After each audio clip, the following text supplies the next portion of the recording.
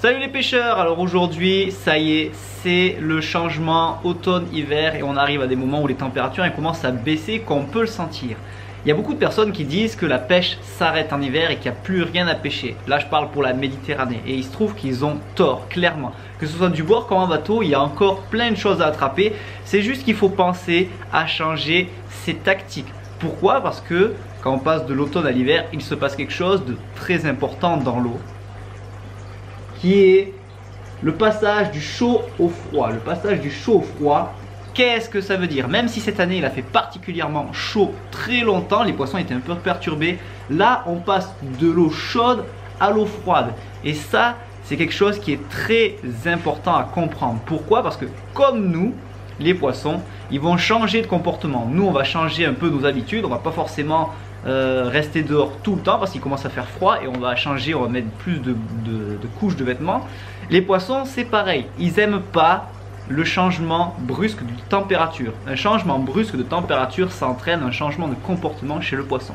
Pourquoi? Ça c'est biologique, mais il faut savoir ça. Dès que la température change, bam, d'un coup, souvent le poisson change complètement de réaction. Autant il peut se mettre à ne plus manger du tout, autant il peut se mettre à manger très fort. Parce que oui, ce qui se passe, c'est que quand il fait froid d'un coup à la fin de l'année, les poissons, génétiquement parlant, ils savent que quand ce froid arrive, le gros froid, c'est le moment où ça passe à l'hiver. Et pour eux, gros froid, il faut qu'ils mangent pour faire des réserves pour pouvoir survivre tout l'hiver et aller se reproduire. Donc en fait, ce changement de saison, ce changement climatique qui fait du très chaud d'un coup à très froid d'un coup sur plusieurs jours, eux dans leur tête ils se disent oula, on passe, c'est le moment, il va falloir aller se reproduire, donc il faut faire des réserves d'énergie pour tenir tout l'hiver. Et c'est là où ils deviennent entre guillemets plus faciles à leurrer, puisque là ils vont vraiment manger. Mais ils vont pas manger n'importe comment. Croyez pas que parce qu'il fait froid, ça, ils vont se jeter sur tout ce qui bouge. Bien au contraire, le froid ça va dans un premier temps un peu les paralyser. Ils vont pas comprendre. Ah, s'ils étaient en surface, ils vont commencer à venir au fond, à se caler et à moins bouger. Et là ils vont chasser différemment que quand il faisait chaud. S'il faisait chaud, ils chassaient beaucoup en surface. Par contre, dès qu'il va commencer à faire froid, ils vont se mettre vers le fond, là où les températures elles changent un peu moins vite, et ils vont se mettre à manger sur le fond et entre deux eaux. Et là, il faut adapter sa tactique. Donc il y a des jours où il y aura absolument zéro touche parce qu'il fait trop froid, il n'est pas actif du tout. Et il y a des jours où il va se mettre à manger fort sur des créneaux bien donnés. Donc là, c'est à vous d'être attentif et de regarder à quel moment de la journée et à quel moment de la nuit vous trouvez les créneaux selon votre secteur. Alors on va commencer par la pêche aux appâts. La pêche aux appâts, fin de saison en général, c'est la période de la dorade. Les dorades, elles sortent des étangs, elles sortent du bord de mer et elles vont partir au large. Mais elles ne font pas ça sur une seule journée, elles font ça sur plusieurs semaines, voire plusieurs mois. Faut pas croire, c'est pas parce que hop, c'est sorti qu'elles ne sont plus là. En général, les dorades, on arrive à en faire jusqu'à mi-décembre, fin décembre en surf casting vraiment le long des plages. Pourquoi? Parce qu'elles sortent des estuaires, sortent des ports. Et elles commencent et elles se mettent à manger, beaucoup manger, sur tout ce qui est port, bord, digue, plage. Elles mangent beaucoup et à un moment elles vont partir. Mais il y a moyen d'en taper en surf casting beaucoup sur les plages où elles vont vraiment chercher dans le sable, il y a les coups de mer, ça commence à remuer et tout. Et là il y a moyen de faire des belles pêches. Dorade, sard, loup, marbré, mulet. Là c'est vraiment cool. Par contre ce qui se passe c'est que vous avez deux options. Soit à cette période de l'année où il y a beaucoup de dorades qui mangent pour faire des réserves, là il y a vraiment moyen de taper des grosses parce qu'elles mangent bam, bam, tout ce qui passe. Donc soit vous partez sur une stratégie où vous allez viser que les gros spécimens parce que vous n'avez pas envie de faire des petites, et là ben, forcément vous allez continuer à rester sur des tailles d'hameçon qui sont assez importantes, genre du 2, du 1 ou du 1,0 selon les appâts que vous utilisez. Si vous utilisez des crabes, des couteaux, des vers de chalut, des vers américains ou des bibis. Mais ce qui se passe c'est qu'avec le froid, donc ces poissons ils vont se mettre à manger. Mais quand il fait très froid, les poissons ils ont tendance à se ralentir un peu et à être beaucoup plus endormi, beaucoup plus méfiant et être un peu plus tatillon sur les touches. Donc ce qui se passe c'est que si vous voulez faire plus de touches, il vous faudrait passer sur des hameçons plus petits, soit du 6, du 8, pas en dessous parce que sinon elles vont avaler et un risque de se coincer. 4, 6, voire 8 selon les appâts que vous utilisez. Baissez en taille d'hameçon parce qu'ils vont vraiment être plus ralentis, endormis sur le fond, et comme elles sont plus méfiantes, il faut qu'avec un plus petit hameçon, ça va rentrer plus facilement que si elles étaient méfiantes. Oh, le gros hameçon, elles auraient du mal à le manger et à l'avaler. Alors que si c'est une grosse qui passe, elle va le prendre, elle va le manger, elle va partir. Mais des fois les grosses, elles sont vraiment tatillonnes et plus l'hameçon il est petit, plus vite ça va se faire aspirer. Ok? Si vous loupez plein de touches et que vous ne comprenez pas pourquoi, c'est parce qu'il y a beaucoup de mouvements de poissons, donc il peut y avoir beaucoup de petits poissons qui viennent vous chipper les appâts. Donc là, si vous avez des gros hameçons, vous n'allez pas les faire. Et surtout, les gros, ils vont manger, mais il y a des jours où ils vont manger très franchement et il y a des jours où ils vont manger vraiment tout petit. Donc là, c'est pareil. Changez vos tailles d'hameçon, adaptez. Ne restez pas figé sur ce qui se passait à l'automne où là les poissons ils mangeaient comme des cochons et ils n'en avaient rien à faire. Pour le fil c'est pareil, l'eau elle devient froide. Quand l'eau devient froide, elle devient claire. Alors si elle devient claire, il faut pêcher fin, notamment si vous pêchez sur les plages. Or, comme il y a encore quelques beaux poissons qui traînent, soit vous pêchez avec du classique. Voilà, 25 centièmes c'est un bon compromis. C'est pas trop gros, c'est pas trop fin.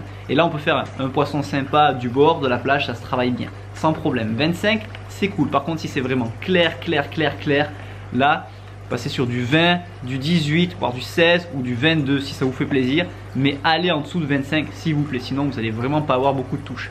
Et si la mer elle est démontée, là par contre c'est une autre pêche, on met du matériel plus gros, on pêche différemment. Mais ça on l'a déjà vu et on le reverra plus tard. Donc c'est pareil, le fil affinez un peu. L'eau elle commence à devenir froide, donc claire. Donc les poissons ils vont super bien voir ce qui se passe au fond. Pour ce qui est de la pêche du loup au leurre, là c'est pareil. Les loups souvent en fin d'année ils se mettent à manger beaucoup de petits éperlans. Beaucoup de petits éperlans ou des sardines. Donc en fait vous allez avoir des jours où ils vont vouloir manger du tout petit. Et vous allez avoir des jours où ils vont vouloir manger des gros trucs qui ressemblent à des sardines. Là ça va être à vous de voir. Alors si vous voulez continuer à pêcher au leurre dur, c'est-à-dire au leurre à bavette, les stick bait, même si l'eau est chaude et qu'on peut continuer à faire des pêches en surface, vous allez clairement avoir de moins en moins de touches. À la place de faire 10 poissons, vous allez en faire 1 ou 2. Alors que le collègue qui pêche sous l'eau avec des leurres qui descendent, lui il va avoir plus de touches. Donc soit vous restez en surface pour vous faire un kiff et vous faire plaisir, soit il va falloir vraiment vous mettre avec des leurres qui descendent, genre les leurres à bavette. Et là les leurres à bavette c'est pareil, vu qu'ils sont à fond sur les éperlans, soit on va partir sur des tout petits modèles, voilà, avec une petite bavette. Pêcher dans les ports avec ça, c'est la première stratégie qu'il faut entamer, voire le long des digues, parce que les petits leurres à bavette vont descendre doucement et ils vont venir nager entre deux eaux. On peut les faire descendre un peu, mais ça va vraiment éviter des petits poissons fourrage, petites sardines. Or, si on veut aller descendre encore plus profond, on peut utiliser des leurres à bavette, mais avec une beaucoup plus grosse bavette. Vous voyez, vraiment, on change de taille et n'ayez pas peur parce que les leurres comme ça fait pas du tout peur au loup. Le loup il va se mettre à manger, il a faim, il faut qu'il fasse des réserves. Donc soit il va trouver des petits poissons, il va les manger, mais s'il trouve des bancs d'anchois, de sardines ou de poissons fourrage qui sont beaucoup plus larges que d'habitude, il va vraiment sauter dessus. Ou alors un petit mulet, un petit loup, un autre petit poisson. Et ça c'est vachement intéressant, notamment quand les leurres ont une grosse bavette, parce que si mettons les leurres à petite bavette descendent qu'à 50 cm, 1 mètre sous la surface, et que les loups ils sont vraiment plus profonds, avec la grosse bavette ça permet d'aller chercher 2,50 m, 3 mètres, 4 mètres. Ok, et là des fois les loups ils sont vraiment au fond et c'est là qu'on va venir les prendre, que ce soit au lancer du bord comme à la traîne. Ok, longue bavette, n'ayez pas peur, c'est ce que les loups aiment, notamment si vous pêchez à la traîne. On peut très bien aussi utiliser les petites gigues. Les petites gigues, ben ça c'est indémodable, c'est quelque chose qu'on jette loin, ça coule. Et là on peut vraiment pêcher dans toutes les couches d'eau, insister sur le fond facilement. Et en plus ça ressemble vraiment à des petites anchois. Couleur claire comme ça, flashy, j'aime bien parce que ça va agresser un peu les poissons. Et les poissons en fin d'année, comme ils sont quand même un peu agressifs, du moins il faut les réveiller. Des fois s'il y a des jours où ils sont collés sur le fond et qui ne bougent pas, il faut des vibrations ou des couleurs qui les flashent. Soit ils sont sur des trucs très naturels, soit ils dorment. Et là dans ce cas là, des couleurs très flashy, des grosses vibrations avec des bruits, avec des billes pour faire du bruit, ça peut être sympa, ça peut être une stratégie. S'ils sont à fond sur les éperlans, j'ai une mention spéciale pour le Powertail de chez Fish parce qu'il est vraiment efficace quand les loups sont sur du petit poisson. Il se lance super bien pour sa taille, il est super résistant et la petite vibration, ça plaît. C'est un leurre qui est facile à utiliser et franchement, on a encore des gens qui ont eu des bonnes surprises avec ça. S'ils voient les vidéos, ils vont savoir de qui on parle. Donc mention spéciale au Powertail dans toutes les petites tailles, c'est un super leurre. Et pour ce qui est des leurres souples, alors moi perso j'adore tous les petits chats comme ça. Alors ça c'est un Zimen, donc l'avantage c'est que il est super résistant et ultra souple au niveau de la queue.